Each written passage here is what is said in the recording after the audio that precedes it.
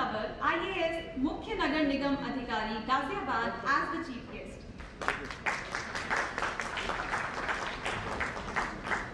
We welcome you, sir.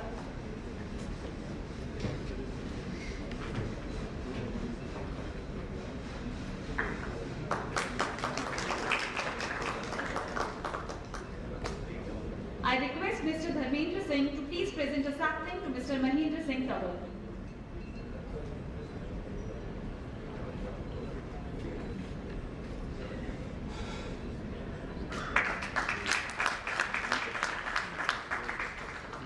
Thank you, sir. I now request Mr. S.K. Tiwari to please present a sapling to CA Dr. Rakesh Sharia, sir.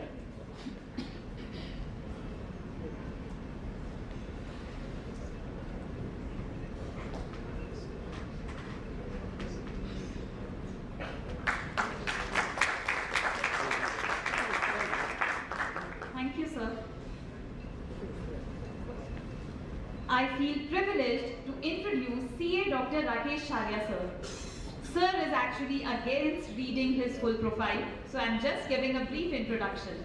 Sir is a chartered accountant and a general secretary of IMS Ghaziabad Group of Institutions. He is an esteemed member of Ghaziabad Management Association.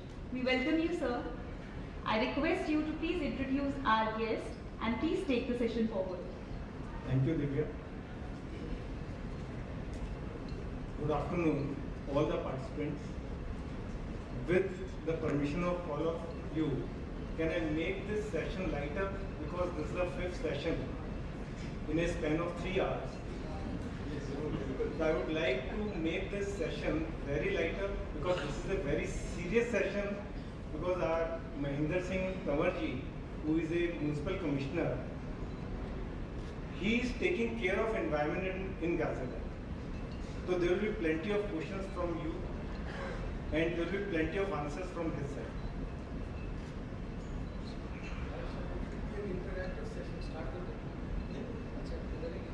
अभी तो आपका परिचय है.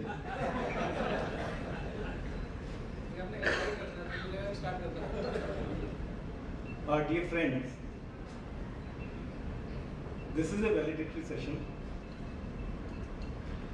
and our guest for this session is Honorable Municipal Commissioner Nagar Nigam Ghaziabad, Mahendra Singh Kanwar ji, and Mr. Vinay Gupta. He is our Executive Director of GMA. Mr. Mahendra Singh Kanwar ji is an IAS officer of 2015 batch. Haryana के बहुत छोटे से गांव में पैदा हुए. गांव की जमीन पे इनकी पूरी एजुकेशन हुई, और आप देखिए इनका जो पूरी लाइफ है उसमें इतनी डाइवर्सिटी है. मैं आपको बताऊंगा तब आपको इनका नेचर, इनकी वर्क स्टाइल पता चलेगी. He is from Haryana, but he is serving UP.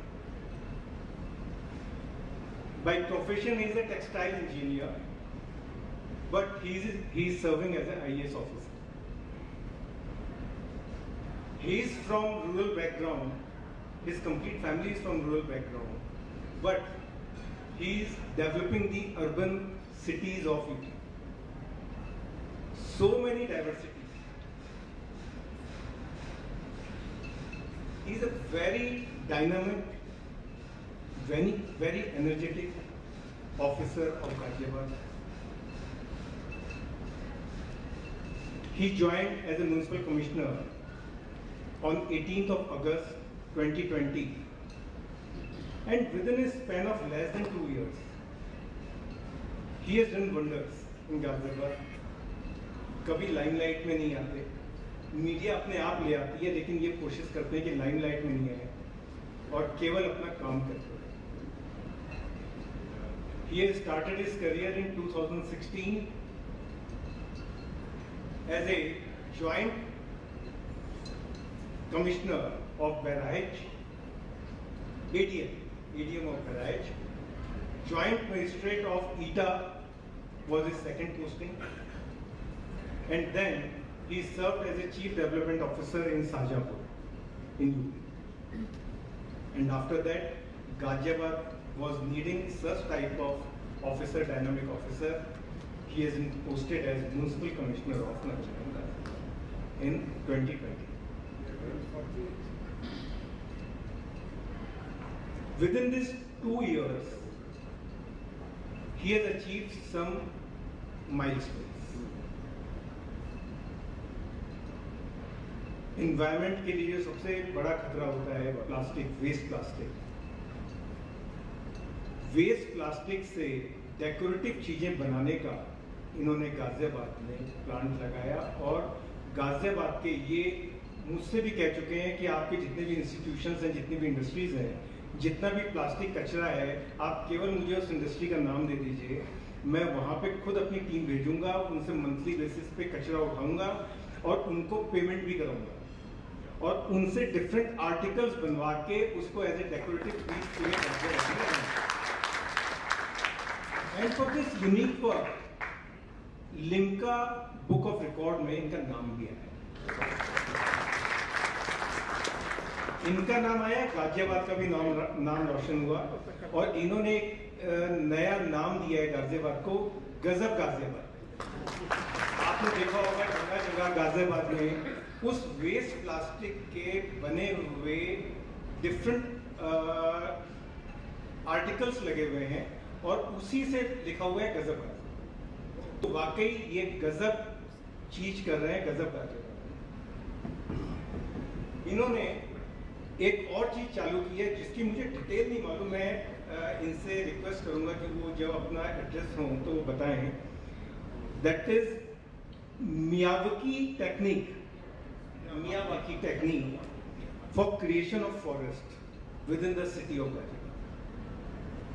He will elaborate this technique and we will try to follow that.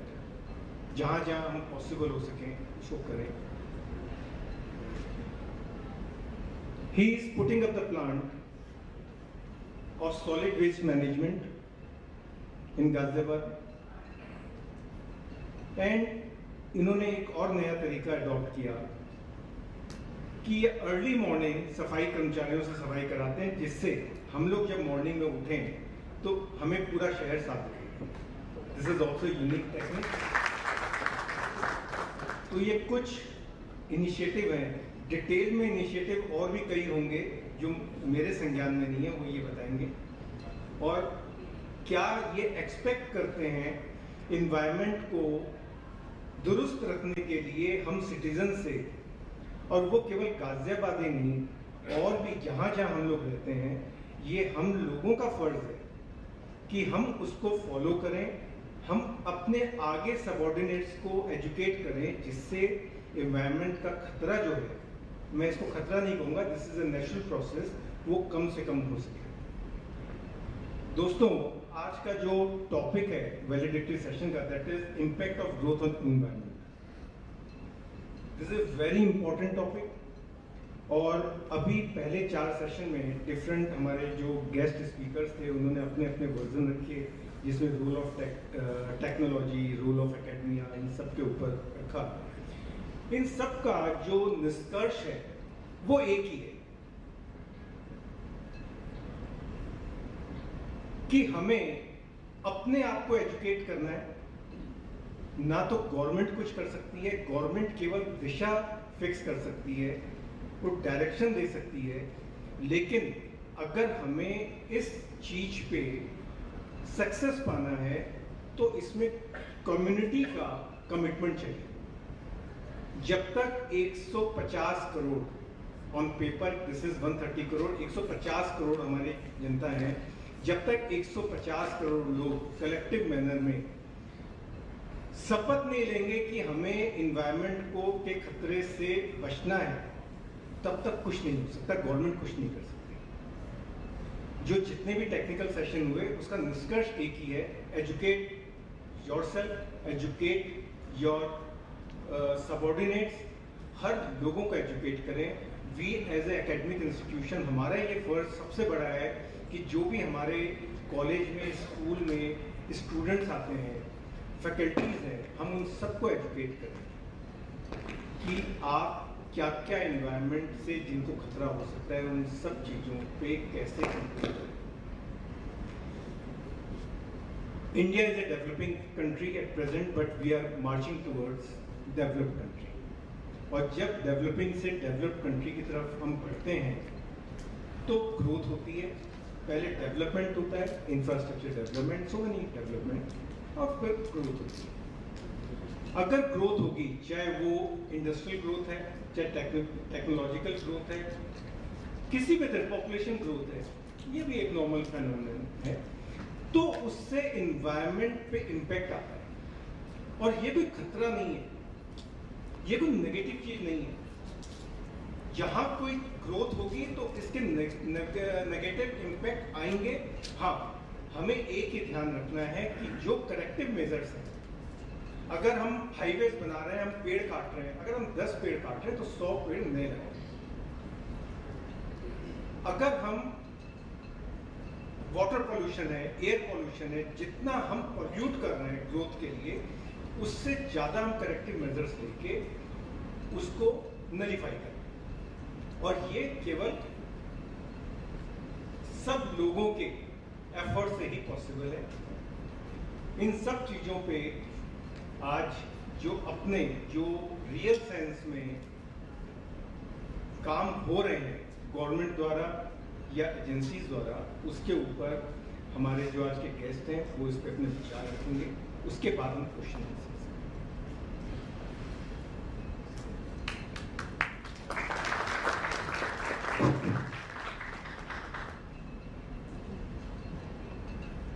First of all thank you so much. मुझे लगता है कि किसी म्युनिसिपल कमिश्नर के लिए इतना हम्बल पिछले 2 साल में कोई नहीं हुआ जितना आज आप हुए हैं। Thank you so much.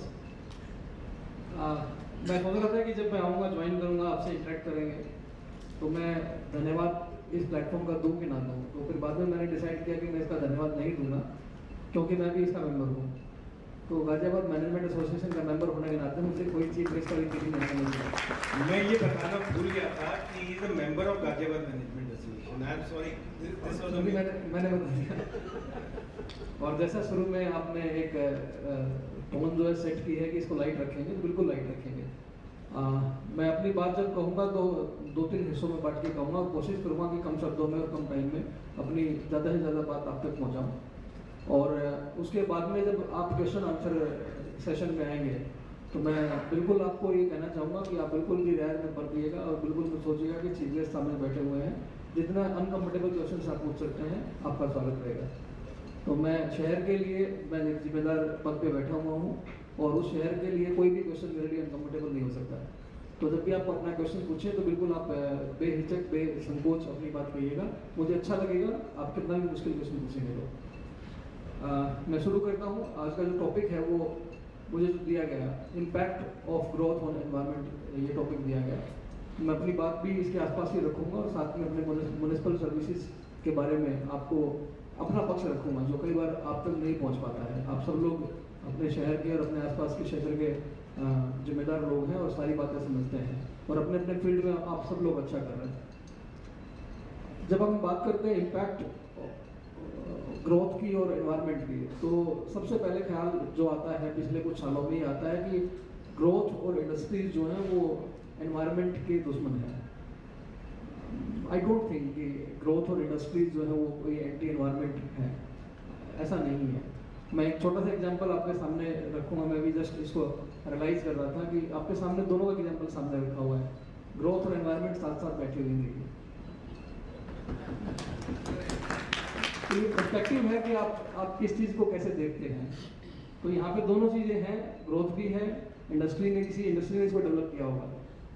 तो यहाँ पे आपको ग्रोथ भी दिख रही है, इंडस्ट्री भी दिख रही है, और साथ में एनवायरनमेंट भी दिख रहा है। तो ये आपको और हमको डिसाइड करना है कि हमें अपने एनवायरनमेंट को कैसे संजो के रखना है और कैसे उसको रखना है। म्युनिसिपल सर्विसेज की जहाँ तक बात है, काफ़ी सारी बातें राकेश जी ने बताई हैं, और मैं भी क्विकली जो है 5-7 मिनट में मैं वो बातें शेयर करना चाहूँगा जो पिछले 1.5-2 सालों में हम लोगों ने एक शहर के लिए कोशिश की है। और वो कितनी कोशिश कामयाब हुई है, कुछ के रिजल्ट्स आज दिखाई देते हैं, कुछ ऐसे रिजल्ट्स हैं जो अगले 2 साल, 3 साल, 5 साल में दिखाई देंगे। लेकिन उन चीज़ों में हम लोग आगे बढ़ गए, ये हमारे लिए बड़ी बात है। सबसे पहले किसी शहर का जो फेस होता है म्यूनिसिपल बॉडी का, वो वहाँ की साफ सफाई होती है। तो साफ सफाई के मामले में आए दिन आप जानते हैं कि न केवल गाजियाबाद में बल्कि पूरे भारत में एक नई जो फीलिंग है, नई जो एक सोच है वो डेवलप हुई है, और उसमें हम लोग कितनी तेजी से कदम मिला के चलेंगे ये हम लोग तय करते हैं। तो सबसे पहले जब ज्वाइन किया तो 3-4 बातों पे हम लोगों ने फोकस किया। एक तो ये कि यहाँ पे 2 या 3 जगह ऐसी पड़ी थी बहुत बड़े बड़े, जहाँ पे लिगेसी वेस्ट जिसको बोलते हैं, कूड़े के पहाड़, जो गाजीपुर में आपको देखने को मिल जाता है बिकॉज आप उस रोड के आसपास से निकलते हैं।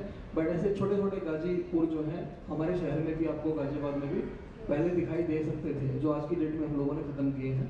मुझे नहीं लगता कि बहुत लोग वहाँ तक गए भी होंगे कभी। एक ऐसा एग्जाम्पल इंदिरापुरम में के आसपास जो लोग रहते होंगे वो इस बात को रिकॉग्नाइज भी करेंगे कि एक जगह है जहाँ पे करीबन 1 लाख टन कूड़ा पड़ा था, और 1 लाख टन कूड़ा हम लोगों ने पिछले 1 साल में खाली किया है। और उसमें अब एक हिस्से में जो अभी भी कूड़ा दिखाई देता है, लेकिन वो क्योंकि जीडीए के पास में इंदिरापुरम है, इंदिरापुरम अभी हैंड ओवर नहीं हुआ है, तो इंदिरापुरम का जो रेगुलर वेस्ट आता है करीबन 100 टन पर डे, वो वहाँ पे डंप किया जाता है, जिसके बारे में भी रिसेंटली जीडीए ने उसको भी टेंडर किया है। तो जो हमारा लिगेसी वेस्ट था पुराना, लिगेसी वेस्ट और फ्रेश वेस्ट में फ़र्क ये होता है कि लिगेसी वेस्ट जो है नॉर्मली 1 महीने के बाद का जो वेस्ट होता है, वो जो मॉइस्चर उसमें कंटेंट होता है वो निकल जाता है, तो उसको हम लोग लिगेसी वेस्ट बोलना शुरू कर देते हैं, और कूड़े का पहाड़ वो डेवलप होना शुरू होता है। तो मोस्टली जो पुराने कई महीनों कई साल का कूड़ा वहाँ पे पड़ा हुआ था, तो 1 लाख टन कूड़ा हम लोगों ने प्रोसेस किया और ख़त्म किया।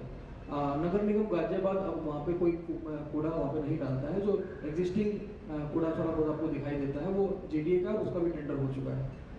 इससे भी बड़ी बात यह है कि प्रताप विहार के आसपास, क्योंकि वो एरिया भी डेवलप हो रहा है सिद्धार्थ विहार का, सिद्धार्थ विहार डेवलप आवास विकास कर रहा है, वहाँ पे कुछ लोग रहना भी स्टार्ट कर दिए हैं।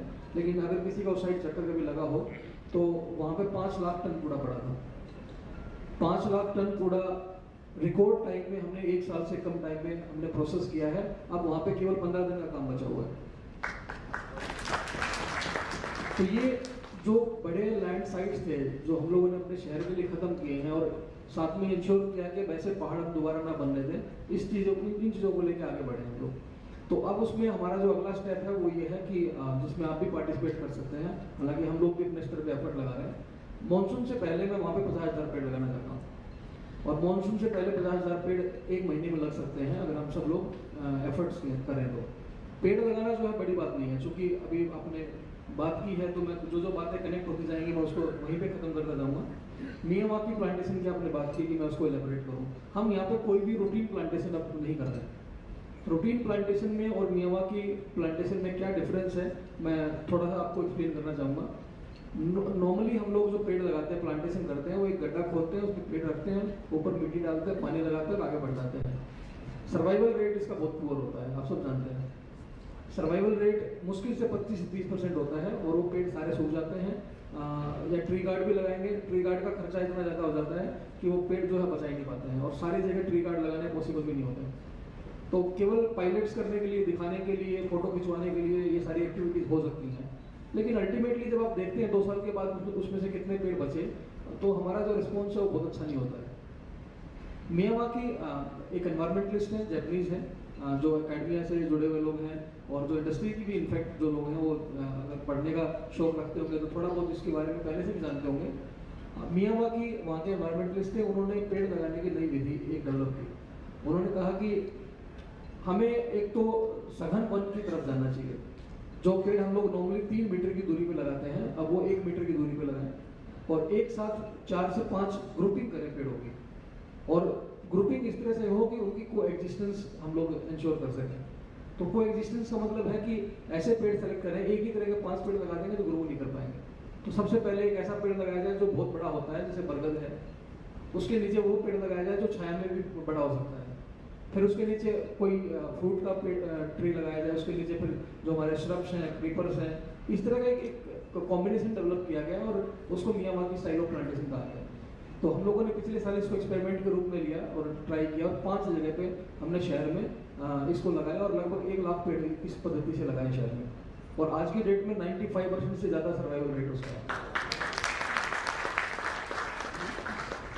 आई एम नॉट श्योर कि मोबाइल मेरा कनेक्ट हो पाएगा नहीं हो पाएगा, मैं आपको अगर बिफोर एंड आफ्टर के पिक्चर और वीडियो दिखा दूं तो आपको यकीन नहीं होगा कि ये वही जगह एक साल में इतनी डेंस फॉरेस्ट डेवलप हो सकता है। आज तक ने एनडीटीवी ने लाइव साइट पे आकर उसको डेवलप, उसके ऊपर स्टोरी भी की, दिखाया भी कि हम कैसे कैसे डेवलप कर सकते हैं। ये बात मैं इसलिए बता रहा हूँ कि इस तरह से जब प्लांटेशन करते हैं तो हम उसको अर्बन फॉरेस्ट का नाम देते हैं, अर्बन फॉरेस्ट का नाम देते हैं। और इस पूरे अभियान का जो नाम हम लोगों ने दिया उसको नाम दिया लंग्स ऑफ गाजियाबाद।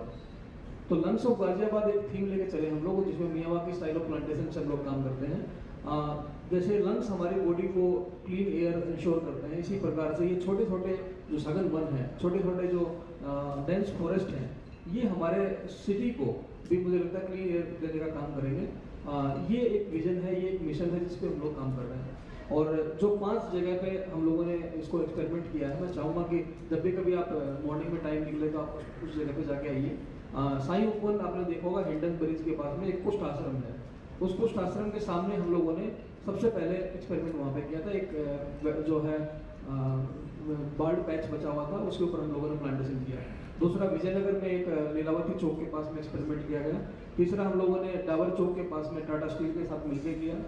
और इसके अलावा जो एक कविनगर इंडस्ट्रियल एरिया के आसपास जो लोग रहते होंगे, वो दयानंद पार्क के नाम से एक जगह है, वहाँ पे आप जाके देखिएगा, करीबन 30,000 पेड़ हमने वहाँ भी लगाए हुए हैं और बहुत अच्छे ग्रो कर रहे हैं इस टाइम। वो भी 2 महीने पहले हम लोगों ने लगाए हैं और अगले 1 साल में वो कितना ग्रो कर जाएंगे आप भी अंदाजा नहीं लगा सकते। आइडिया यही है कि क्या हम इस मानसून से पहले 20 और ऐसे पॉइंट्स आइडेंटिफाई करके और क्या 5 लाख पेड़ लगा सकते हैं। 50,000 तो एक ही जगह पे मैं बोल रहा हूँ, जहाँ पे हम लोग प्रताप विहार सिद्धार्थ विहार की बात कर रहा हूँ। इसी प्रकार इंदिरापुरम में भी 30,000 पेड़ के आसपास का पोटेंशियल है। तो ये एक मिशन है इस मानसून से पहले हम, क्योंकि मानसून से पहले अगर प्लांटेशन हो जाएगा तो ये इनकी जो ग्रोथ है, उनके जो चांसेस है और भी अच्छे हो जाएंगे। तो यहाँ पे एक हमारा और आपका एक रिलेशन डेवलप हो सकता है and we can chip in. दूसरा जो पॉइंट मैंने बताया कि लेगेसी वेस्ट जो हम लोगों ने खाली कर दिया, फिर बात आती है कि फ्रेश वेस्ट जो हर दिन कूड़ा जनरेट होता है उसके बारे में क्या किया जाए। यही सब एनवायरनमेंट को इम्पैक्ट भी करते हैं। अदरवाइज वो कूड़ा कहीं डंप यार्ड में जाएगा, लैंडफिल साइट बनेगी, इसमें आग लगेगी तो एनवायरनमेंट को नुकसान होगा। तो इनकी प्रोसेसिंग जब तक नहीं करेंगे तब तक हमारा कोई समाधान नहीं निकलेगा। तो फिर ये तय हुआ कि इसकी प्रोसेसिंग का क्या रास्ता निकाला जाए। तो बहुत सारे मॉडल हैं, वेस्ट टू एनर्जी के बहुत सारे मॉडल सुनने को मिलते हैं। बहुत लोग अपना आइडिया सेल करने के लिए भी आते हैं, लेकिन अल्टीमेटली उनके पास में होता कुछ नहीं है, सिर्फ आइडिया होता है और वो कहीं पे भी पायलट भी कामयाब नहीं होते हैं बहुत जगह पे। तो हमें ये भी एक सावधान रहना था कि ऐसे किसी स्कीम का हिस्सा ना बन जाए जिसमें वो अपना काम करे और चला जाए और अल्टीमेटली शहर को या कॉर्पोरेशन को कोई बेनिफिट ना हो। तो इन चीज़ों से भी हमें बचना होता है। तो ये हुआ कि गार्बेज फैक्ट्री का एक कॉन्सेप्ट हम लोगों ने खुद ही डिजाइन किया है, one of its own kind in Ghaziabad. और गाजियाबाद पहला सिटी है जिसमें जो गार्बेज फैक्ट्री के नाम से लोग जानते हैं। और भारत सरकार के सारे डिपार्टमेंट्स में जब भी गार्बेज फैक्ट्री की बात होती है तो गाजियाबाद की बात होती है। तो गार्बेज फैक्ट्री एक ऐसा कॉन्सेप्ट है जो MRF सेंटर का एक अपग्रेडेड वर्जन है और एक ऐसा कैंपस जहाँ पे कूड़े की प्रोसेसिंग होती है। वहाँ पे वर्कर के नाम पे जो हमारे रैकपिकर्स हैं जो सड़कों पे कूड़ा गिनते हैं, वो लेबर का काम करते हैं। वहाँ पे एक अच्छी कैंटीन है, एक डिपार्टमेंट है, वहाँ पे बहुत सारी चीज़ें फैसिलिटीज कैंपस के अंदर ही है। एक एनक्लोज्ड कैंपस में कूड़े की प्रोसेसिंग करना, उसको हमने गार्बेज फैक्ट्री का नाम दिया। एक ऐसी फैक्ट्री जो गार्बेज को प्रोसेस करती है।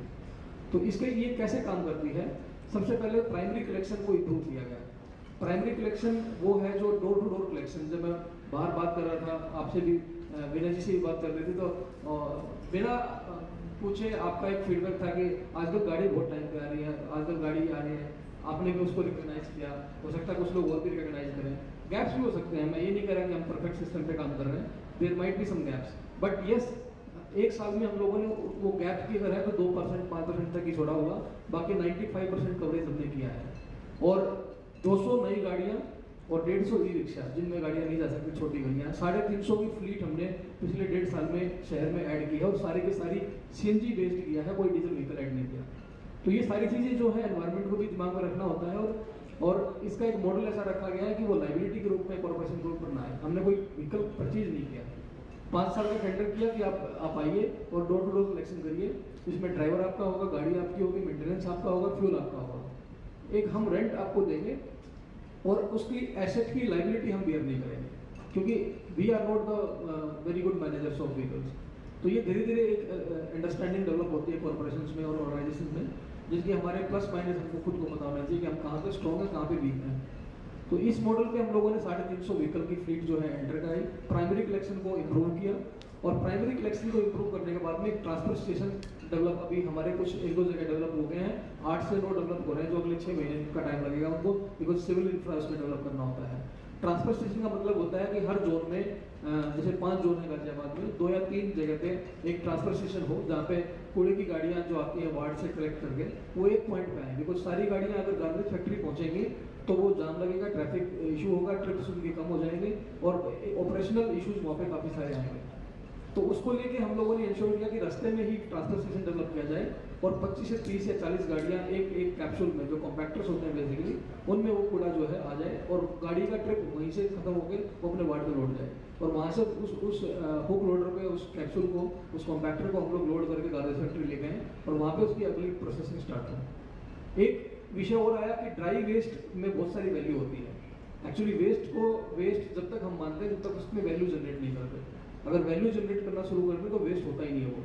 तो हम लोगों ने ये भी इंश्योर किया, और मुझे बताते हुए खुशी होती है कि हम लोगों ने इस साल ड्राई वेस्ट को सेल करके लगभग 2.5 करोड़ रुपए का बिजनेस किया। 22 लाख रुपए महीना हमें मिलता है इस वक्त, और इसको हम पोटेंशियल रखते हैं 10 करोड़ ले जाने का, जो कि 1 साल में हम कर सकते हैं। जब तक हम इस फील्ड में एंटरप्राइजिंग नहीं होंगे, तब तक म्युनिसिपल सर्विसेज जो हैं उनमें प्रोफेशनलिज्म नहीं आएगा। तो ये सारे आइडियाज पे हम लोग काम कर रहे हैं इस वक्त। फिर जो ट्रांसफर स्टेशन से 3 हिस्सों में कूड़ा बढ़ता है, एक जो ड्राई वेस्ट है जिसकी वैल्यू हम ले चुके हैं, वो गार्बेज फैक्ट्री आता है, उसके आगे फर्दर सॉर्टिंग ग्रेडिंग होती है। कभी भी आप लोग चाहेंगे तो एक डेलीगेशन के रूप में, ग्रुप के रूप में मैं गार्बेज फैक्ट्री आपको विजिट भी कराऊंगा, और हमने कुछ स्टूडेंट्स को भी विजिट कराया था, दिखाया था उनको कि आपके शहर का कूड़ा हम लोग कैसे हैंडल करते हैं। तो ये सारी चीज़ें हमें कई बार पता ही नहीं लग पाती कि ये चीज़ें होती क्या हैं, क्योंकि जब आप अपने घर से कूड़ा निकालते हैं तो मुश्किल से 2 किलो होता है, लेकिन जब वो मैं शहर का एक दिन का इकट्ठा करता हूँ शाम को, तो 1000 टन होता है। तो 1000 टन कूड़ा अगर एक दिन में मैं कलेक्ट कर रहा हूँ, उसको प्रोसेस करना कितना मुश्किल टास्क होगा आप इमेजिन कर सकते हैं, उसका स्केल कितना बड़ा है आप इमेजिन कर सकते हैं। तो हम लोगों ने गार्बेज फैक्ट्री में ड्राई वेस्ट में प्रोसेसिंग की, सॉर्टिंग ग्रेडिंग की, उसको 16 कैटेगरी में डिवाइड करके आगे गत्ते को अलग, कांच को अलग, प्लास्टिक को अलग, और कपड़े को अलग, जूते को अलग, इसकी 16 प्रकार की कैटेगरीज होती हैं जिनको हम अलग करते हैं। और चूंकि उसकी वैल्यू हम ले चुके हैं तो वो सारा रिसाइकलर जो होते हैं उनके पास जाता है, और उसके बाद भी एक्सटेंडेड प्रोड्यूसर्स रिस्पॉन्सिबिलिटी के तहत भी हम लोगों ने लगभग 58 लाख रुपये का बिजनेस किया। अब ईपीआर जो इंडस्ट्री के लोग हैं जानते होंगे, मैं कम शब्दों में अगर कोशिश करूँ, मेरा आइडिया ये है कि मैं मोस्टली अपनी बात कहने की कोशिश करूँ आप तक पहुँचे, और इंडस्ट्रीज से रिलेटेड बातें ही करूँ मैं। ईपीआर बेसिकली ये बोतल अगर जिसने प्रोड्यूस की होगी, उसने कंज्यूमर को ये पानी बेचा है, ये बोतल नहीं बेची है, वो पानी पीता है और ये बोतल को फेंक देता है बाहर, वो फिर म्युनिसिपल सॉलिड वेस्ट का पार्ट बनता है और एनवायरनमेंट को पोल्यूट करता है। इस चीज़ से बचने के लिए एक ईपीआर का कॉन्सेप्ट लेके आए 2018 में, कि इसका मतलब ये है कि एक्सटेंडेड प्रोड्यूसर्स रिस्पॉन्सिबिलिटी, जिसने इस बोतल को प्रोड्यूस किया है, पहले जिन्होंने इस बोतल को बनाया है, वो अपनी रिस्पॉन्सिबिलिटी से दूर नहीं भाग सकता, क्योंकि ये एनवायरनमेंट में पोल्यूट करने का काम करती है। तो ये तय किया गया कि जब म्युनिसिपल सॉलिड वेस्ट का पार्ट बन जाता है और म्युनिसिपैलिटी इसको प्रोसेस कर रही है, तो उस प्रोसेसिंग में एक जो खर्च आता है उसकी रिस्पॉन्सिबिलिटी भी उसको बियर करनी पड़ेगी। तो जितनी भी प्लास्टिक की बोतलें उसने 1 साल में प्रोड्यूस की हैं, और उसने किस किस स्टेट में उसको सेल किया है, उसका जो कम्युनिटिव टनेज कितना बनता है, उसको प्रोसेस करने का जो खर्चा आता है, उतने के टनेज के सर्टिफिकेट्स उसके पास में किसी म्युनिसिपैलिटी से होने चाहिए, तब जाके उसको सीपीसीबी में जो है क्लियरेंस मिलता है। इस चीज़ को जब कंप्लायंस किया गया तो सब लोग सर्टिफिकेट्स लेने के लिए म्युनिसिपल बॉडीज के पास जाना स्टार्ट किए, और बहुत सारे म्युनिसिपल बॉडीज को अपनी पावर्स का पता ही नहीं था कि इसमें से भी रेवेन्यू बना सकते हैं। वो गुड फेथ में कोई आता था कि सर मैं आपका इतना प्लास्टिक प्रोसेस कर रहा हूँ, मुझे सर्टिफिकेट दे दीजिए, और बहुत सारी जगह सर्टिफिकेट जाते थे, केवल सर्टिफिकेट्स की ट्रेडिंग होती थी, कभी प्रोसेसिंग के ऊपर तो काम ही नहीं होता था। तो इस चीज़ को भी हम लोगों ने लूप को क्लोज किया, और आज की डेट में 58 लाख रुपए का मैंने पहला साल था, पायलट ईयर था, तो 58 लाख का बिजनेस हमने कॉर्पोरेशन ने किया, जिससे 58 लाख रुपए का बिजनेस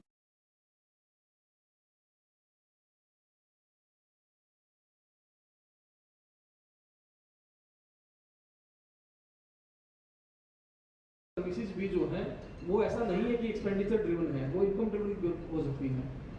ये एक कोशिश हम लोग कर रहे हैं बॉडी को लेकर। इसके अलावा अगर मैं बात करूं शहर की सफाई के लिए, तो मैकेनाइजेशन की तरफ हम लोग काफ़ी गए।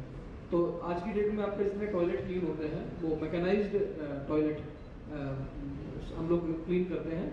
3 गाड़ियां हम लोगों ने हायर कर रखी है, फोम बेस्ड क्लीनिंग होती है और उसमें पानी की क्वांटिटी भी काफ़ी कम लगती है और रिसाइकल्ड वाटर जो हमारा STP का है हम वो उसमें इस्तेमाल करते हैं। तो ये कुछ चीज़ें ऐड की गई। रात में भी आपने एक्सपीरियंस शेयर किया कि आजकल रात में बहुत सारी गाड़ियां सड़कों की सफाई करते हुए दिखाई देती हैं। तो मैं बताना चाहूँगा कि गाजियाबाद की 150 किलोमीटर की जो मेन सड़कें हैं, जो मेन ट्रैफिक जहाँ से इंटरस्टेट ट्रैफिक गुजरता है, वहाँ पे हम लोगों ने कम्प्लीटली मैकेनाइज पे चले गए हैं। तो वो रात को उनका ऑपरेशन का टाइम ही रात को 11 बजे से लेकर सुबह 5 बजे तक है। तो उसी टाइम पे वो सारी मशीनें काम करती हैं और सुबह जब हम लोग निकलते हैं 6 बजे के आसपास भी, तो हमारी मेन सड़कें हमें साफ इसलिए मिलती हैं। तो ये कुछ चीज़ें हैं सिर्फ साफ सफाई को लेकर। इसी प्रकार हम लोगों ने हॉर्टिकल्चर डिपार्टमेंट में बहुत सारे काम किए हैं, लाइट डिपार्टमेंट में बहुत सारे काम किए हैं। तो मैं अगर उस पर जाऊँगा तो मुझे और 1 घंटा कम से कम लगेगा कि सारी बातों को मैं एक्सप्लेन कर पाऊँ। बट एक मैंने कोशिश की है कि म्यूनिसिपल सर्विसेज अब जो है वो अनऑर्गेनाइज्ड और इनफॉर्मल तरीके से काम करने वाली संस्थाएं नहीं रह गई हैं। अब इनको भी हम लोगों ने प्रोफेशनली मैनेज करना जिस तरह से स्टार्ट किया है, और केवल गाजियाबाद की बात नहीं है ये मुझे लगता है कि पूरे प्रदेश में, पूरे देश में ये एक जागरूकता आई है और सारे लोग इस फील्ड में काम कर रहे हैं। तो क्योंकि ये संस्थाएं अगर काम करेंगे तो हम अपने अर्बन एरियाज को बेटर कर पाएंगे और अर्बन इंडिया बेटर होगा तो हमारा न्यू इंडिया जो हम बात करते हैं वो बेटर होगा। अब इंडस्ट्रीज की बात करूँ मैं, कुछ चीज़ें मुझे जो आपसे शेयर करनी है। मैं कल मेरठ रोड इंडस्ट्रियल एरिया में शाम को विजिट करने गया, तो मैंने देखा कि बहुत गंदगी वहाँ पे, बहुत जगह पे वहाँ पे इंक्रोचमेंट्स हैं, छोटे छोटे वहाँ पे कमरे बन गए हैं। कुछ ऐसे एरिया होते हैं जहाँ तक कई बार हम नहीं पहुँच पाते हैं। जो जिस जगह पे कल मैं गया, एक फ्रेंड थे, उनकी कंपनी थी, मैं उस कंपनी को देखने चला गया। तो उस कंपनी को देखने गया तो मैं उस एरिया में पहली बार पहुँचा था। तो मैं आप लोगों से भी रिक्वेस्ट करूँगा कि इंडस्ट्रीज को जब तक हम ग्रोथ इंजन नहीं बनाएंगे और उसमें म्यूनिसिपल सर्विसेज को कैसे हम एनहांस कर सकते हैं। देखिए गैप्स हैं, चैलेंजेस हैं, फंड्स क्रंच भी होंगे, मैं मानता हूँ, लेकिन अगर आप और हम मिलकर अगर काम करें तो कोई भी चीज़ मुश्किल नहीं है। अब जब मैंने ज्वाइन किया था तो यहाँ पे इंडस्ट्रीज को लेके काफ़ी मेरे उद्योग बंधु की बैठकें भी होती हैं, हो सकता है कुछ लोग यहाँ पे वो भी बैठे हुए जो मेरी बैठकों में आए भी होंगे। एक इशू ये है कि इंडस्ट्रीज को डेवलप करने की जिम्मेदारी किसकी है। इंडस्ट्रीज में जो आप 12 से 13 इंडस्ट्रियल एरिया गाजियाबाद में है, अगर ये सारे के सारे डेवलप हों, बढ़िया हों, तो रोजगार पैदा होगा, हर चीज़ वहाँ पे बेटर होगी। यही सब हमारे काम भी हैं और हम अपनी जिम्मेदारियों से दूर भाग भी नहीं सकते। फिर सवाल आया कि इसमें म्यूनिसिपल सर्विसेज को बेटर कैसे किया जाए। बिल्कुल मुझे करनी चाहिए। जब कोई भी आप मुझे इशू बताएंगे डेफिनेटली मैं उसको अटेंड करूँगा। कई बार मैं जहाँ तक नहीं पहुँच पाता हूँ, आप लोग ऑलरेडी वहाँ पे हर दिन काम करते हैं, अपने एरिया को देखते हैं, आप एक अच्छा फीडबैक मैकेनिज्म डेवलप कर सकते हैं मेरे तक। तीसरा जो है, ये कहा गया कि साहब टैक्स तो लिया जाता है इंडस्ट्रीज से लेकिन सर्विसेज नहीं दी जाती हैं। तो हमने एक जियो निकाला, पुराना गवर्नमेंट ऑर्डर निकाला, उसमें लिखा हुआ था कि 60% जितना हम टैक्स वहाँ से कलेक्ट करते हैं उस इंडिविजुअल इंडस्ट्रियल एरिया में 60% हमें खर्च करना होगा। मैंने कहा कि इसको बिल्कुल तत्काल रूप से लागू करिए, और हमने 2 साल में, पिछले 1.5 साल में इसको लागू किया। और मैं ये भी कह सकता हूँ कि सारे इंडस्ट्रियल एरियाज का मैं मेरे पास एक इंडस्ट्री का, एक इंडस्ट्रियल एरिया का रिकॉर्ड मैंने डेवलप किया कि वहाँ से कितना टैक्स मिला, उसका 60% कितना बनता है और मैंने 1 साल में वहाँ पे कितना खर्च किया, उसकी सारी रिकॉर्ड हमने मेंटेन की है। और कुछ इंडस्ट्रियल एरियाज में, साहिबाबाद इंडस्ट्रियल एरिया जैसे है, मैं लगभग 200% काम कर चुका हूँ, 60% नहीं।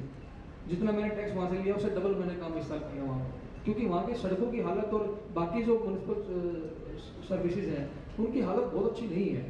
बट एक चीज़ हमको भी मानना पड़ेगा कि ये 60% और अगर ये 200% भी कम पड़ रहा है तो फिर ये गैप्स को हम आइडेंटिफाई करके फुलफिल कैसे करें। तो इस रेट से अगर काम करेंगे तो 5 साल लग जाएगा करने में। तो इसके लिए जो है इंडस्ट्री और कॉर्पोरेशंस का एक जो अलायंस है वो डेवलप होना बहुत जरूरी है। CSR पार्टनर्स बहुत सारे होंगे हमारे पास में, एक एस्क्रो अकाउंट डेवलप किया जा सकता है, एक कमेटी बनाई जा सकती है जिसमें हमारे और आपके लोग हों, उस फंड का इस्तेमाल हम in the betterment of that area कर सकें। तो ये कुछ आइडियाज हैं जिनके ऊपर मैं कई दिन से कई प्लेटफॉर्म पे इस बात को आगे बढ़ाता रहा हूँ, और मुझे लगता है कि यही सॉल्यूशन है जिस तरफ हमें आगे बढ़ना चाहिए। पेरेंट डिपार्टमेंट है, UPSIDA है या बाकी इंडस्ट्रीज हैं, उनको भी इसमें चिप इन करना चाहिए, क्योंकि हैंडओवर कर देना ही केवल काम नहीं होता है कि हैंडओवर हो गया तो उसके बाद कोई काम नहीं होगा वहाँ पे। पेरेंट डिपार्टमेंट को तो उसमें चिप इन करना ही पड़ेगा हमेशा के लिए। तो ये कुछ चीज़ें हैं जिसमें आपका मुझे सहयोग और मेरा सहयोग आपको मिल सकता है। ये हमें देखना है कि कैसे हम अपने इंडस्ट्रियल एरियाज को बेटर कर सकते हैं। एक और मैंने अर्थ डे पे एक लेटर लिखा था सारे इंडस्ट्रीज को कि अर्थ डे पे जो प्लांटेशन की मैंने बात की, आप कोई भी एरिया अडोप्ट करिए।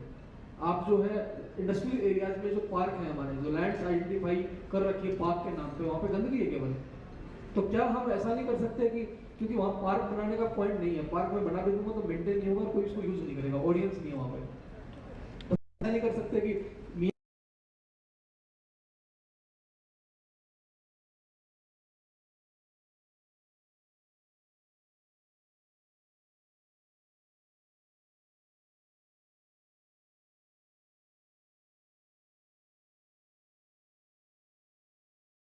मैं अपनी ड्यूटी पूरी कर रहा हूँ, लेकिन वहाँ 60 नहीं, वहाँ 300% की जरूरत है। तो ये जो गैप है, इस गैप को फुलफिल करने के लिए आपको आगे आना पड़ेगा। मैं तो आपका जितना टैक्स सारा पूरा टैक्स वापसी लगाने के लिए तैयार हूँ, लेकिन फिर उसके बाद जो गैप बचेगा उसको क्या करेंगे?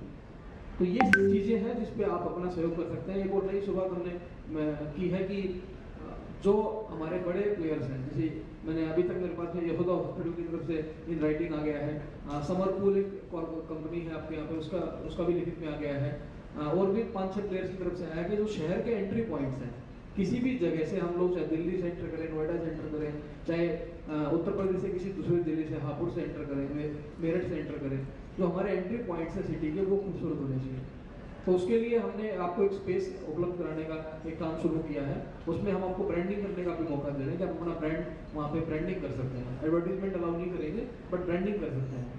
तो ये कुछ आइडियाज हैं जिसमें कॉर्पोरेशंस और इंडस्ट्रीज मिलकर मुझे लगता है एक शहर को खूबसूरत बना सकते हैं।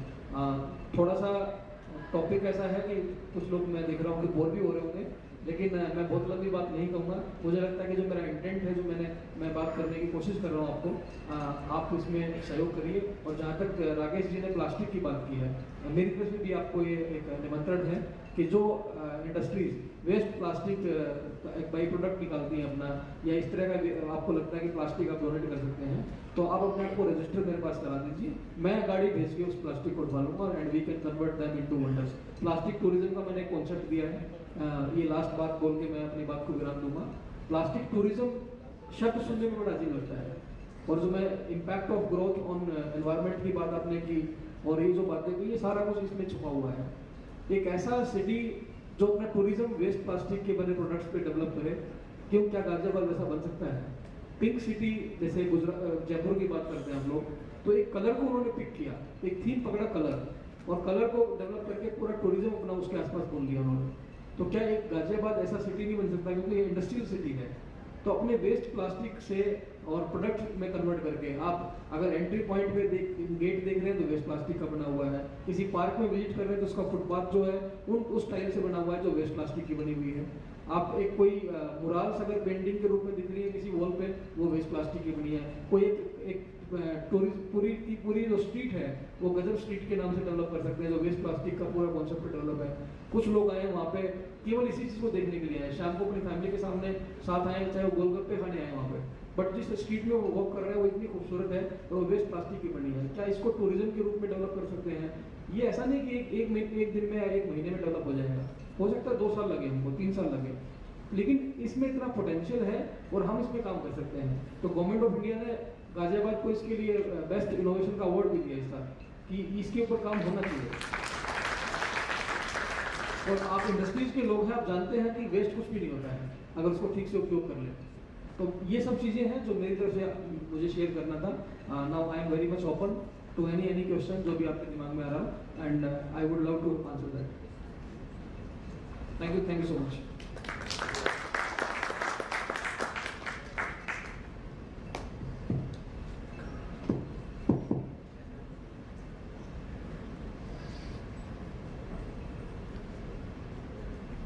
वीरेंद्र ग्रोवर है।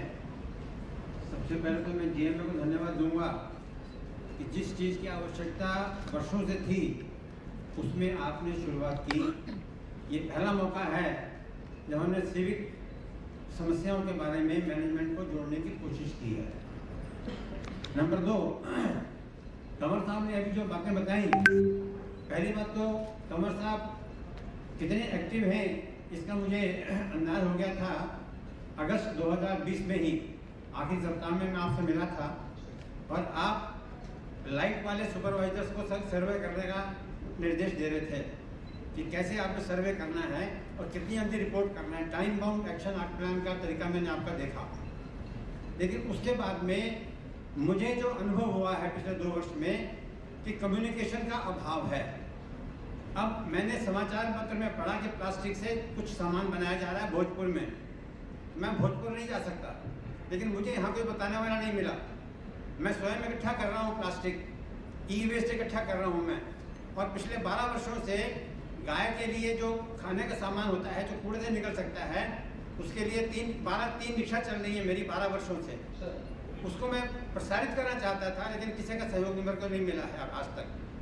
तो सबसे बड़ा बात है कम्युनिकेशन गैप। उस कम्युनिकेशन गैप को तोड़ने के लिए 28 फरवरी को मैंने बजरिया में गंदगी देखी। मैंने 4 लोगों को फ़ोन किया, उसमें आपका भी नंबर मैंने ट्राई किया। मुझे एक जगह से जवाब आया, लेकिन उसके बाद कोई इसका रिस्पॉन्स नहीं मिला मेरे को। तो सवाल इस बात का है कि हमें अगर कुछ बात कहनी हो तो व्यक्ति ऐसा होना चाहिए जहाँ एक बार आदमी बात करे तो उत्तर मिलना चाहिए उसका। धन्यवाद। सर बिल्कुल आपने सही कहा। मैंने इसलिए कहा था कि कुछ बातें मैं शेयर नहीं कर पा रहा हूँ क्योंकि समय का भी मुझे ख्याल रखना था। बट आपकी इस चीज़ को दूर करने के लिए मैं इतना कहूँगा कि एक बहुत अच्छा कंट्रोल रूम 50 सीटिंग का कंपनी गार्डन जो हमारी एक आइडियल जगह पड़ी थी, वहाँ पे लाइब्रेरी चलती है, ऊपर का फ्लोर बिल्कुल बेकार पड़ा हुआ था। उस पूरे फ्लोर को कन्वर्ट करके हमने एक full flash control room start कर दिया ऑलरेडी। तो जो कंट्रोल रूम के नंबर्स हैं वो भी मैं कोशिश और करूँगा कि सोशल मीडिया और बाकी मीडिया के माध्यम से आप तक मैं उन नंबर्स को पहुँचाऊँ। ये इसी पर्पज़ के लिए है और हमने इसी को इंस्टीट्यूशनलाइज करने की कोशिश की है। अभी तक क्या हो रहा था कि सब कुछ सेंट्रलाइज एक अधिकारी या कुछ अधिकारियों पे हो रहा था। तो मेरे लिए पॉसिबल नहीं है कि शहर के 5 लाख मकानों की कोई कंप्लेंट में दिन भर में सुन सके और उनका इंडिविजुअल समाधान दे सकूं। तो इसके लिए हम लोगों ने ये तय किया कि एक प्रॉपर 50 सीटिंग का कंट्रोल रूम डेवलप किया जाए और उसके नंबर्स भी मैं रैंडमली आपको भी बता दूंगा। एक और हमने इसमें शुरुआत की, गवर्नमेंट को हमने रिक्वेस्ट किया था कि जैसे पुलिस को 112 पे फोन करते हैं तो कहीं भी आदमी किसी भी डिस्ट्रिक्ट में होता है, एक नंबर उसको याद रखना है, वो 112 पे डायल करता है, वो पहुंच जाती है सर्विस वहाँ पे। क्या ऐसा नहीं हो सकता कि म्युनिसिपल सर्विसेज के लिए कोई एक ऐसा 3 या 4 डिजिट का नंबर हो? गवर्नमेंट ने इस बात को एक्सेप्ट किया और अभी हाल में ही पिछले 1 महीने पहले 1533 नंबर इसके लिए रोल कराया। 1533 क्योंकि भी ट्रांजिशन में 1 महीने पहले ही अलॉट हुआ है, सेंट्रल स्टेट गवर्नमेंट भी इसके ऊपर काम कर रही है। आने वाले 2 महीने 3 महीने में आप देखिएगा कि आपको किसी नंबर की जरूरत नहीं है। जैसे आप पुलिस को 112 पे बुलाते हैं, आप म्युनिसिपल सर्विसेज के लिए 1533 पे डायल करेंगे, आपको सारी सर्विसेज जो आप चाहते हैं आपको मिलेगा। और 50 बेड का मैं चाहूंगा कि जो डेलीगेशन हमारा जीएमए का है, मैं खुद मेंबर हूँ जीएमए का, आप लोग साथ में आएंगे, मैं आपको अपना कंट्रोल रूम भी दिखाऊंगा सारा कि हम लोग कैसे ऑपरेट करते हैं। सर इसमें क्या ऐप बना सकते हैं? सर ये भी मैं ऐड कर देता हूँ, आप सारे आंसर करेंगे, मैं सारे आंसर दे दूंगा। गाजियाबाद 311 ऐप ऑलरेडी इसमें इस टाइम ऑपरेट कर रही है, काम कर रही है। एक कूड़ा गाड़ी के नाम से भी हम लोग ऐप डेवलप कर रहे हैं, जो आप अपनी कूड़े की गाड़ी आती है सुबह, उसको भी ट्रैक कर सकते हैं। जैसे आप ओला की गाड़ी को ट्रैक कर सकते हैं, तो आप अपनी कूड़े की गाड़ी को ट्रैक कर सकते हैं। बट अभी प्रॉब्लम ये आ रही है हमें उसको अपग्रेड करने में कि एक घर यहाँ पे है और अगर कूड़े की गाड़ी उनकी दूसरी गली से गुजरती है तो उनको लगता है कि कहीं हमारी तो ट्रैक नहीं हुई है। तो कुछ इस तरह के इंटरफेरेंसेस हमको इश्यूज आ रहे हैं, उसको हम सेटल करने में लगे हुए हैं। लेकिन हम एक गाड़ी को एक मकान के लोकेट करने वाले हैं और आपको अपनी ही गाड़ी दिखे, ये एक व्यवस्था हम ऐप में इंप्रूव कर रहे हैं। तो ये ऑलरेडी इस पे काम चल रहा है। इसके अलावा ये भी है कि हमने बहुत सारी सर्विसेज ऑनलाइन कर रखी हैं, लेकिन उन सारी ऑनलाइन सर्विसेज के जो यूआरएल है वो अलग अलग है, उनके प्लेटफॉर्म अलग अलग हैं। आपको टैक्स करना है तो yes website is there, but आपको अलग वेब एड्रेस पे जाना पड़ेगा। आपको पेट रजिस्ट्रेशन करना है तो अलग उस पे ऐप पे जाना पड़ेगा। तो एक ही कॉर्पोरेशन में 8 अगर डिजिटल ऐप्स होंगे या डिजिटल वेब एड्रेसेस होंगे, वो भी एक चिंता का विषय है। तो उसको भी करेक्ट करने के लिए ये भी एक हमारा जो डेवलपर है उस पर काम कर रहा है कि एक ही सिंगल ऐप हो, EGNN मतलब electronic, E for electronic and GNN is Ghaziabad Nagar Nigam. तो EGNN की एक सिंगल ऐप हो, हर फैसिलिटी जो कॉर्पोरेशन से रिलेटेड है, आपको टैक्स पे करना है, यूजर चार्ज पे करना है, आपको कूड़ा उठवाना है, शिकायत करनी है, ये एक सिंगल ऐप के ऊपर आ जाए। तो ये भी हमारा डेवलपर इस पे काम कर रहा है, ये भी जल्दी हम लोग लॉन्च करेंगे। सर सबसे पहले तो मैं GMA को थैंक्स कहना चाहूँगा कि आपको यहाँ इनवाइट किया। सर मेरा एक सजेशन है, क्वेश्चन कम है वो। एक्चुअली मैं मेन गाजियाबाद घंटाघर के पास रहता हूँ, जहाँ पर थाउजेंड्स ऑफ शॉप्स हैं और जनरली पूरे दिन वहाँ पे शॉप्स में काम होता है। पैकेजिंग मटेरियल अक्सर वो जो है वो वेस्ट होता है, वो शाम को सड़कों पर फेंक दिया जाता है। कभी बारिश हुई, किसी ने पानी फेंक दिया और फिर वो फाइनली यूजलेस हो जाएगा। सर जो कूड़े की गाड़ियाँ हैं वो मॉर्निंग की बजाय अगर वो इवनिंग में हम लोग भेजें तो उसमें बेटर ये रहेगा कि जो भी शॉप्स है उनका जो वेस्ट है, कागज, गत्ता, प्लास्टिक, वो शाम को कहीं ना कहीं उनमें डाल दें उन गाड़ियों में, ताकि वो फिर आगे यूज हो जाए रेवेन्यू जनरेशन में। बिल्कुल आप सही बोल रहे हैं। इसको हम इनफैक्ट मैंने रियलाइज नहीं किया था, जो ड्राई वेस्ट मैनेजर्स हैं हमारे, जिनको मैंने कहा कि 22 लाख रुपए मुझे वो जमा करते हैं और वो फिक्स जमा करते हैं, तो वो तो जितना ड्राई वेस्ट इकट्ठा करेंगे उनके लिए उतना बेनिफिट है। तो ये पॉइंट उनकी तरफ से भी आया था। में सर हम लोग ये चीज कर सकते ये पॉइंट उनकी तरफ से भी आया था, तो उन्होंने ही ये राय दी है। इनफैक्ट मैं हर मार्केट से 3 या 4 लोग ढूंढ रहा हूँ जो उनको हर दुकान पे ले जाके इंटरेक्ट करा दें। तो एक नंबर वो अपना ही देंगे और एक गाड़ी उसी मार्केट में खड़ी रखेंगे। आप एक बार तो वो राउंड लगा के सारा इकट्ठा कर लेंगे, लेकिन ड्राई वेस्ट इकट्ठा करेंगे और उसके बाद में उनकी गाड़ी उसी एरिया में रहे और जैसे ही आप कोई दुकानदार उस नंबर पे फोन करेगा तो 5 मिनट में आपका कूड़ा उठा ले। ये व्यवस्था भी हम लोग कर रहे हैं, क्योंकि उसमें उनका इंटरेस्ट जुड़ा हुआ है। उनको जितना ड्राई वेस्ट ज्यादा मिलेगा उतना ही वो मुझे रेवेन्यू मिलेगा। रेवेन्यू जनरेशन ये टोटली तो अभी मैं इस स्टेज में हूँ कि हर मार्केट से, जैसे आरडीसी है, तो क्या आरडीसी से मुझे कोई 2 या 3 वॉलंटियर मिल सकते हैं जो उस व्यक्ति को, उन सारे इंडस्ट्री जो सारे दुकानदार हैं उनसे इंटरेक्ट करा सके। तो ये थोड़ा सा मैच्योर नहीं हो पा रहा है, बट अभी एज अ वॉलंटियर मैं अपने एरिया के लिए सर बिल्कुल मैं आपका नाम भी जानना चाहूंगा। I am Vishal Gupta from Ajay Kumar Garg engineering college. Sir मैं राकेश जी से आपकी डिटेल ना, मैं मंडे या ट्यूसडे में आपसे फिर इंटरेक्ट करता हूँ। सर सेकेंडली एक और मेरा क्वेश्चन रहेगा कि अभी जो सिटी का एरिया है उसमें अंडरग्राउंड वाटर जो कहीं ना कहीं डिप्लीशन हो रहा है, उसके लिए क्या म्युनिसिपल कॉर्पोरेशन कुछ कर रहा है कि वहाँ पर ऐसा ना हो? बिल्कुल कर रहा है। दो करने को बहुत कुछ चीज़ें चल रही है, लेकिन 2 चीज़ें मैं प्रोमिनेंटली शेयर करूँगा। जब 1.5 साल पहले हम लोगों ने ये सर्वे कराया कि कितनी वाटर बॉडीज है शहर में, तो पता लगा कि 32 के आसपास वाटर बॉडीज हमारी ऐसी हैं जो जोहट तालाब के नाम पे दर्ज है, लेकिन उनमें या तो कब्जे हैं या मकान बन चुके हैं या उसमें कचरा पड़ रहा है या उसमें गोबर पड़ रहा है। ये उनकी हालत थी। आज मुझे खुशी है बताते हुए कि उन 32 में से 20 को हमने जिंदा किया है, रेजुवेट कर दिया है। और एक वाटर बॉडी पे आप जाके विजिट करेंगे, आपको अच्छा लगेगा। और इस मानसून में, क्योंकि वहाँ पे पानी का इशू आता है, क्योंकि इनका कोई पेरेनियल सोर्स ऑफ वाटर नहीं है कि उसको जाके स्टोर कर ले, तो ये एक इशू आ रहा था। तो हम लोगों ने मानसून के टाइम में तो बिल्कुल भरे होते हैं, बाद में इस चीज को रियलाइज किया कि बाकी टाइम में पानी रहे, हम लोग वेटलैंड चैम्बर्स उसमें डेवलप कर रहे हैं जो कम खर्चे में डेवलप होते हैं। तो जो नाले का पानी है उसको चैनलाइज करके हम उसमें ट्रीट करके और उसकी जो सीओडी और बीओडी इंप्रूव करके हम उसको तालाब में इकट्ठा कर रहे हैं। और उसमें जल्दी ही कुछ जगह मछली पालन भी स्टार्ट हो रहा है, क्योंकि इन 20 तालाबों में से 12 तालाब हम लोगों ने फिशरी डिपार्टमेंट के माध्यम से जो मछली पालन का काम करते हैं उनको पट्टे पे उन तालाबों को दिया है, ताकि वो उसको मेंटेन भी करें और उस पानी में वो वाटर रिचार्ज भी होगा और मछली अगर रखेगा तो वो पानी साफ भी रहेगा, रादर देन कि मैं उसको पूरे साथ मेंटेन रखूं, क्योंकि मैं मेंटेन नहीं कर पाऊंगा, मुझे अपनी लिमिटेशंस पता है। तो ये 12 तालाब हम लोगों ने फिशरीज को दिए हैं। और अभी हाल में ही परसों ही हम लोग कल मॉर्निंग में ही मैं पक्का तालाब भी घूम के आया था।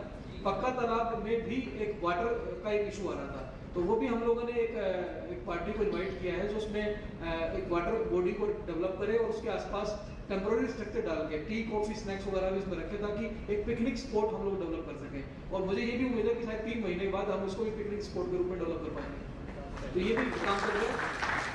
इंडस्ट्री के पॉइंट ऑफ व्यू से एक दूसरा पॉइंट इंपॉर्टेंट है। आप जानते हैं कि शहर में 8 STP लगे हुए हैं और इतना जो पानी हम लोग 350 mld के आसपास पानी यूज करते हैं पर डे, और उसमें से 320 mld हमारा जो लगभग जो है वापसी बह जाता है सीवरेज के रूप में या ड्रेनेज के रूप में। तो उसको ट्रीट करने के लिए 8 STP शहर में लगे हुए हैं। तो एक प्रोजेक्ट हम लोगों ने, आपको जानकारी होगा कि Ghaziabad was the first city in India जिन्होंने ग्रीन म्युनिसिपल बॉन्ड जारी किया था।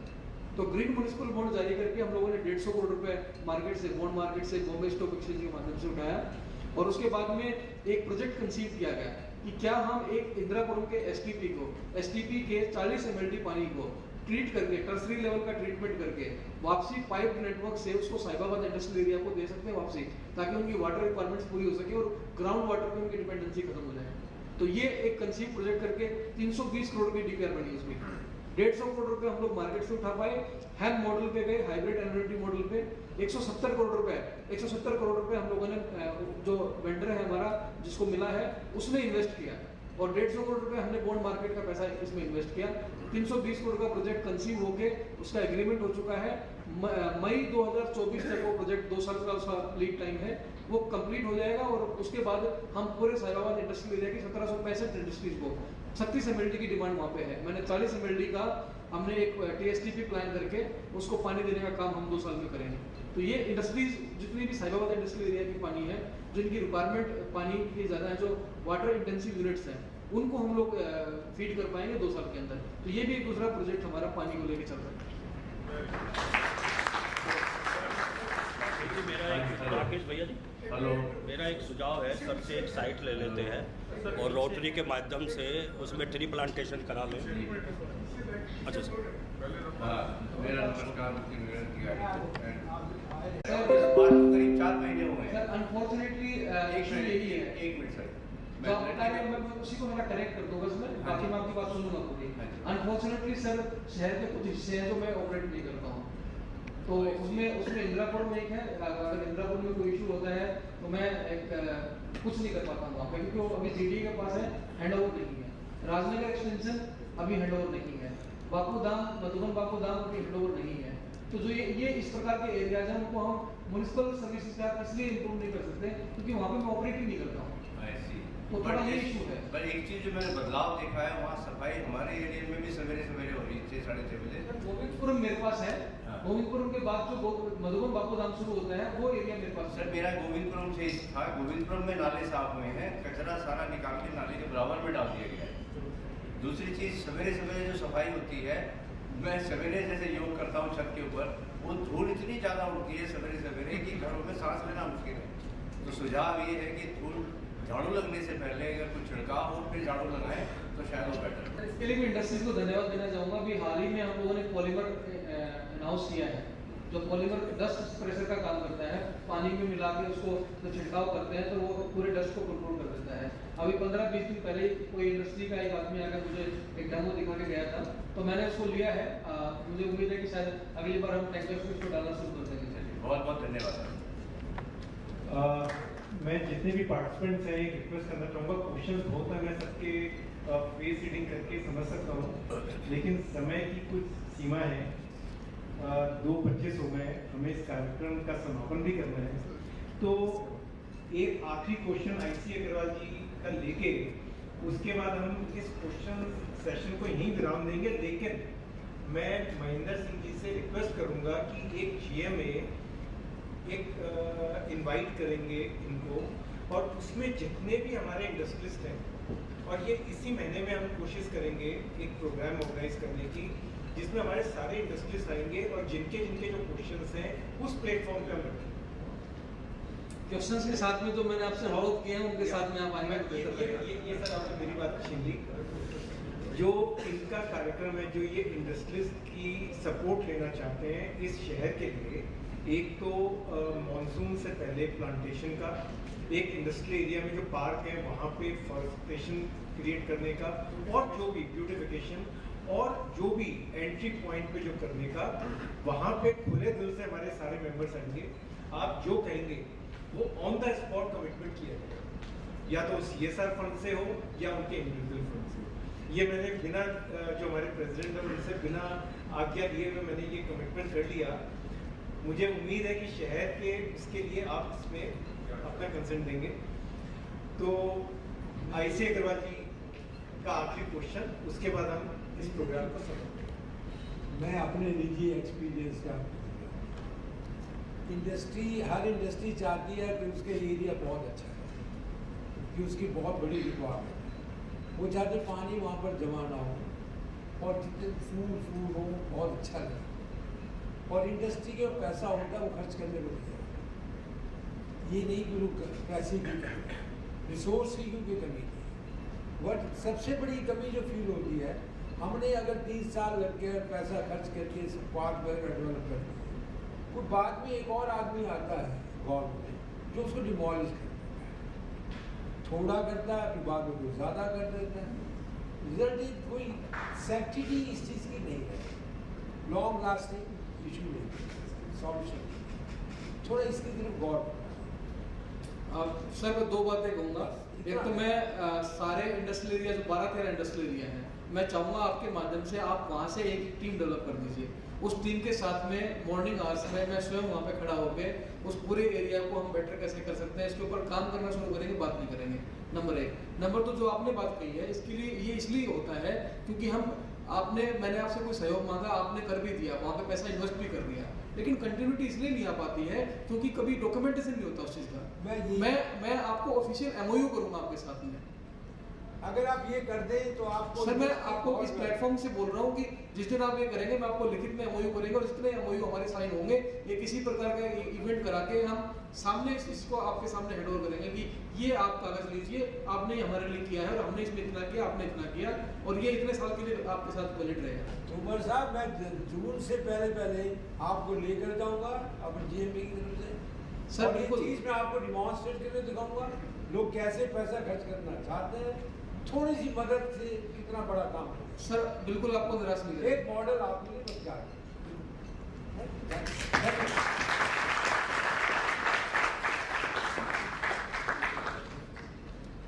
आज इस सेशन के द्वारा हम सबको ये पता चला कि नगर निगम में अगर कोई इच्छा शक्ति रखता है काम करने की तो कितने काम हैं और क्या इनोवेटिव वे से हम कायाकल्प कर सकते हैं। महेंद्र सिंह जी ने जितनी भी बातें बोली, मुझे लग रहा है कि इनके पास और नंबर बहुत है चीज़ें बताने के लिए, लेकिन समय की कमी है। मैं इनके ऊपर 2 लाइन बोलना चाहूँगा। वक्त इनका जो अप्रोच है, वक्त आने पे बता देंगे तुझे और आसमां, अभी से हम क्या बताएं क्या हमारे दिल में ये अपने दिल की बात जो हम दूसरी मीटिंग करेंगे जीएमए के प्लेटफॉर्म पे, उसमें अपने दिल को खोल के रखेंगे और हम इंडस्ट्रियलिस्ट कमिटमेंट करते हैं कि हम अपने भी दिल को खोल के रखेंगे, आपका पूरा सहयोग करेंगे और हम लोग दोनों कलेक्टिव मैनर में जीएमए और म्यूनसिपल बोर्ड नगर निगम हम गाजियाबाद को इंडिया की बेस्ट नगर निगम बनाने की सिटी बनाएंगे। इसलिए सर मैंने कहा कि हर चीज़ को हम आप अगर 5 पेड़ भी देंगे मुझे तो उसको भी मैं डॉक्यूमेंट करके आपको कागज पे लिख के दूंगा। तो ये इसलिए जरूरी है डॉक्यूमेंट करना कि आपका जो कंट्रीब्यूशन है उसका रिकॉग्निशन जब तक नहीं होगा कॉर्पोरेशन में इन हाउस भी और सिटी में इन टोटलिटी भी, जब तक इन चीज़ों का कोई महत्व नहीं है, तो आप जो आपने सुझाव दिया सर बिल्कुल हम लोग इस पर काम कर रहे हैं। एक मॉडल बनाएंगे। एक चीज़ और बताना चाहूँगा, ये इस सेशन से अलग हटके है कि आज हमने जीएमए की तरफ से भी एक इनोवेशन किया। जीएमए का मॉर्निंग से जब से प्रोग्राम स्टार्ट हुआ और इस सेशन तक, बल्कि इस सेशन के बाद भी वो चलेगा, कुछ जर्नलिज्म की टीम है एक संस्थान की, उसने पूरा इंटरव्यू लिए हमारे सारे उनके मेहमानों के और पूरे प्रोग्राम को कवर किया है और इस प्रोग्राम के दौरान ही उसकी पूरी वीडियो क्लिपिंग और न्यूज़ क्लिपिंग बना के हमें वो भेजती आ रही है। वो मैं अभी जीएमए के सारे मेंबर्स को सर्कुलेट भी करूँगा और यहाँ दिखाया भी जा रहा है। Thank you for that team, journalism की team.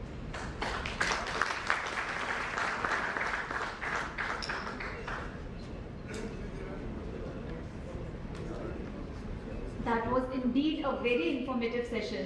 Thank you, sir, for sparing out time from your busy schedule and being there with us today. I now request Mr. Dharmendra Singh to please present a memento to Mr. Mahendra Singh Tawar as a token of gratitude.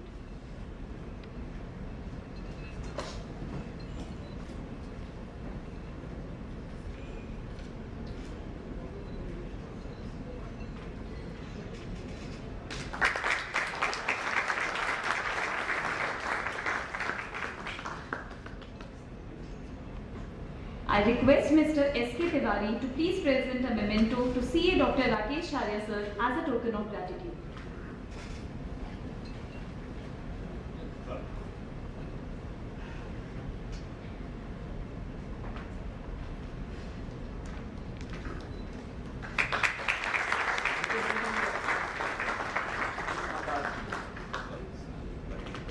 Thank you, sir.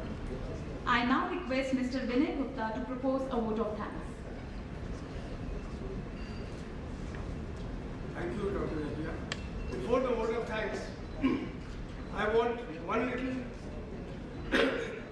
action from Inspector Commissioner Tanwar Singh sir, that हमारे जितने sponsors हैं, मैं चाहूँगा सब गाजियाबाद के ही industrial education institutions हैं, मैं चाहूँगा आप उनको देखें। सबसे पहले Shriram piston and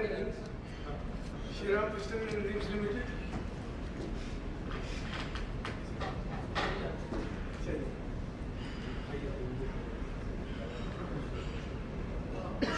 Ashok Sharma ji,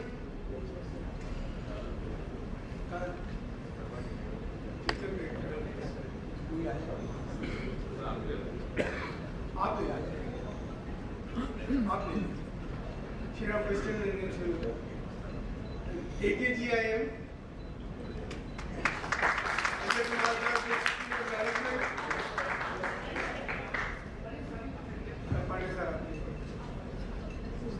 IMS Ghaziabad, co-sponsors IMS Ghaziabad and AKGIM.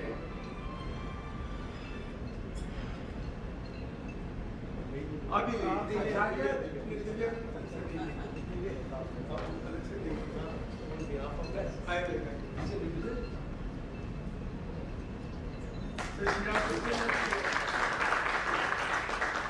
Now we have some silver sponsors. Micromatic grinding अगर कोई है तो, then diagnostic controls and automation,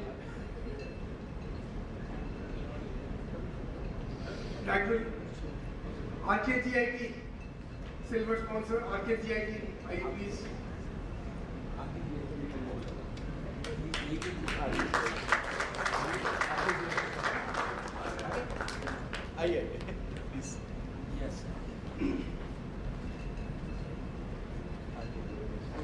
APK ID के हैं क्या?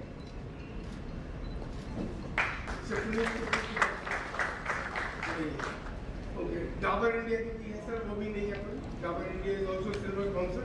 IPEM institution, IPEM उनके स्टूडेंट्स हैं. अब आइए आप लोग आ जाइए, बच्चे आ जाइए.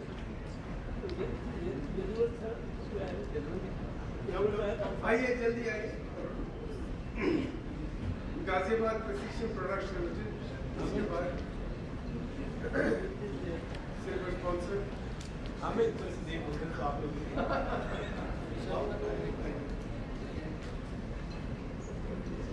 ये बच्चे स्टेट होल्डर और शेयर होल्डर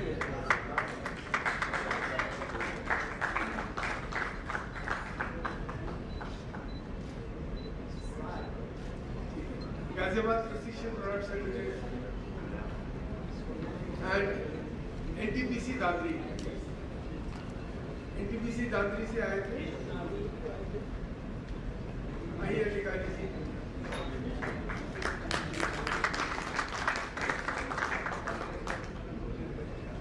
आइए.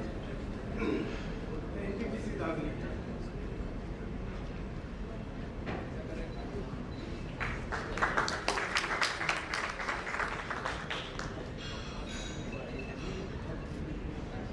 Thank you, sir. That was all, and a little vote of thanks. जैसे आप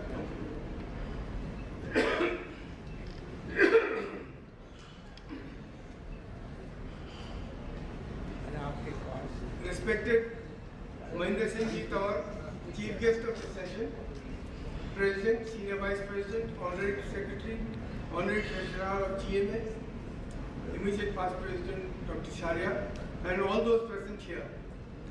I feel honored that I have been given the opportunity to propose the vote of thanks. At the outset, I will express my heartfelt thanks to Mr. Tawar, who has found out time out of his busy schedule to be with us and share his valuable experience and views on the impact of industrial growth on an environment, which is an important part of the theme and of the convention. Your address has been eye-opening and extremely enlightening to the delegates. Sir, we feel honored with your presence amongst us today.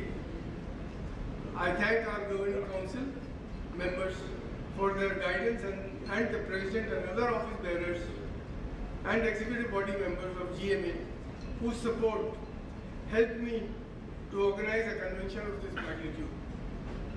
I express my sincere thanks to the speakers and panelists who have given such valuable inputs and views during the technical sessions throughout the day, and to the student members, STUGMA members, who wholeheartedly participated in activities organized by GMA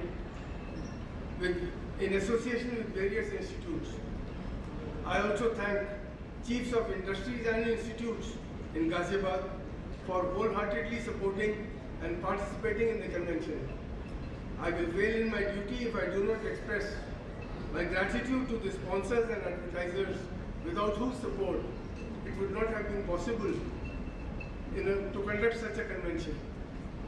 Shriram Piston, the principal sponsor, IMS and AKGIM gold sponsors, GPPL, MGTL, Dabur India, APKID, IPEM, Diagnostic Automation, Control silver sponsors, and NTPC were given a significant contribution. I also thank all the advertisers who have contributed by giving advertisements in the souvenir release today. I thank the institutes for sparing their students who worked with full dedication as volunteers in this convention.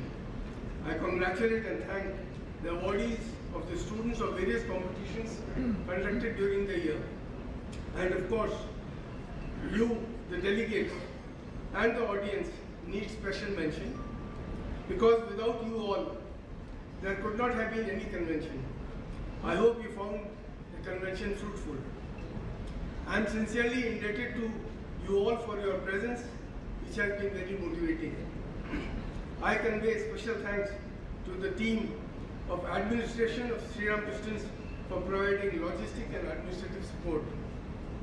I will be failing in my duty if I do not mention my gratitude to Mr. Anand Kumar, my assistant in GMA Secretariat, a single-man army, for standing steadfast at all hours.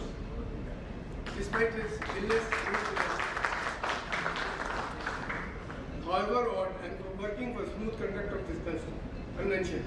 In the end, I wish to thank the management and staff of the hotel who provided continuous services to the convention. And before we end, sir, I forgot one thing.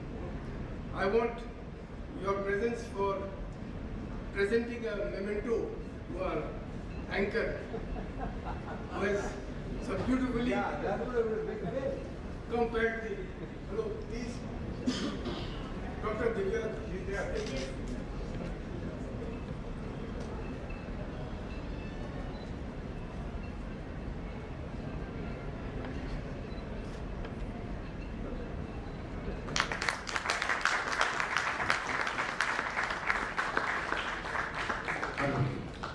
I think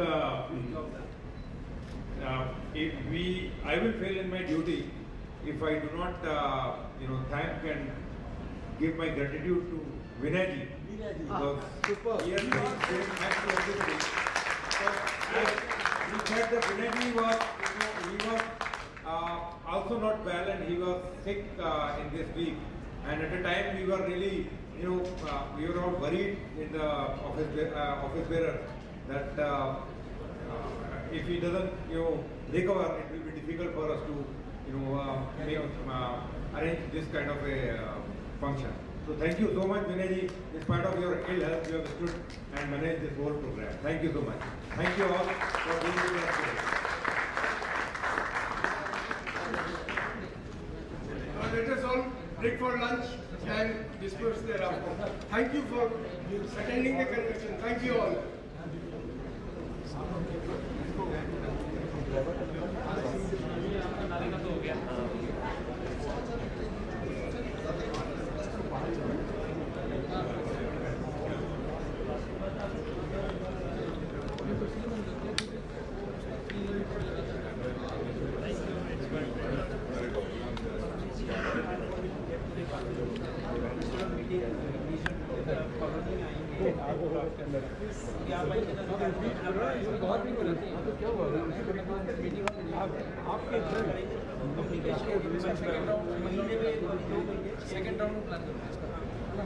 Thank you very much.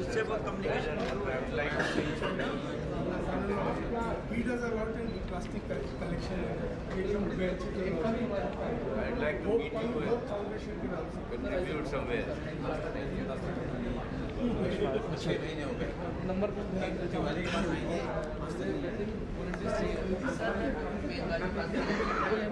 आएंगे